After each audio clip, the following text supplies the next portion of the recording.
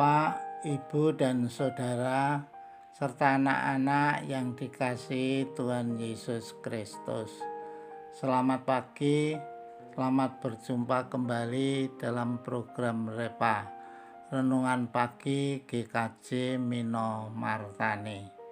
Hari ini kita akan membaca dan merenungkan sebagian sabda Tuhan yang terambil dari kitab Perjanjian Lama Yehezkiel 33 ayat 14 sampai 19.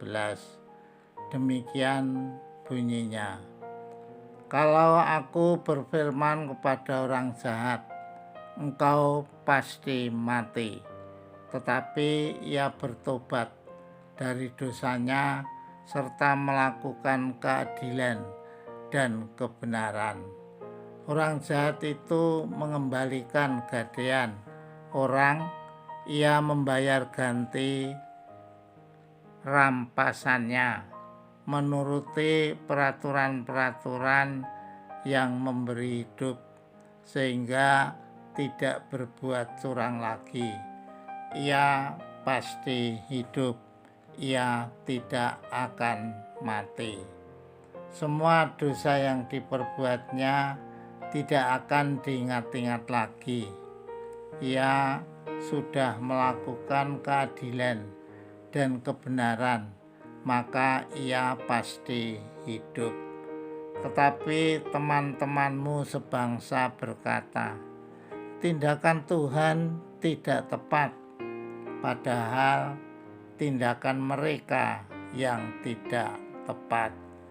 Jikalau orang benar berbalik dari kebenarannya dan melakukan kecurangan, ia harus mati karena itu. Sebaliknya, kalau orang fasik bertobat dari kefasikannya dan ia melakukan keadilan dan kebenaran, ia pasti hidup karena itu. Amin. Tema hari ini adalah mantan orang baik atau mantan orang tidak baik.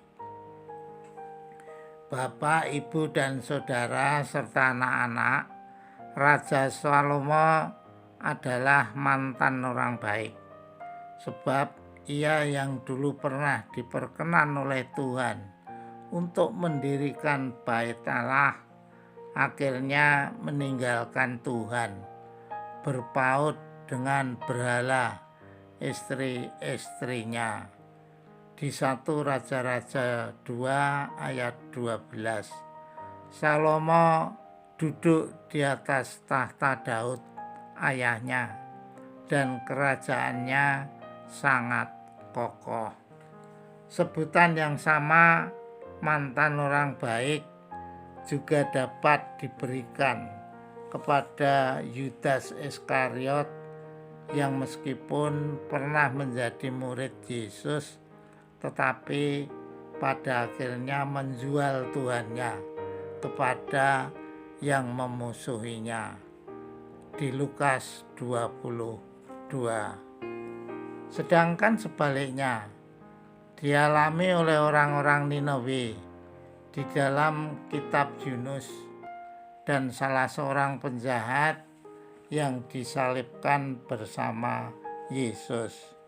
Mereka dapat disebut sebagai mantan orang tidak baik, bahkan mantan orang jahat, karena mereka dulu memang pernah tidak baik, tetapi yang pada akhirnya bertobat dan menjadi baik. Di Yunus 1-4 atau Lukas 23 ayat 33 sampai 43. Bapak, Ibu, dan Saudara serta anak-anak, Tuhan Yesus pasti senang apabila pengikutnya menjadi orang baik-baik, dalam arti mengikuti kehendaknya. Sejak pertama kali kenal Yesus sampai saat mereka dipanggil Tuhan.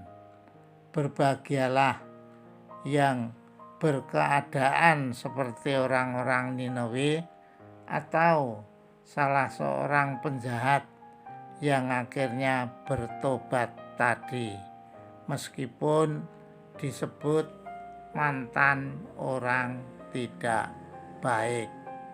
Amin. Mari kita berdoa.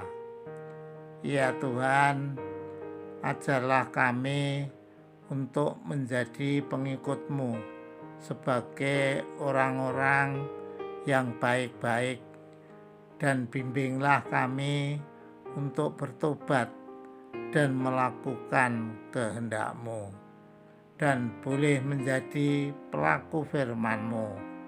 Dalam nama Yesus kami berdoa. Amin. Demikianlah Bapak, Ibu, dan Saudara, serta anak-anak renungan pagi ini.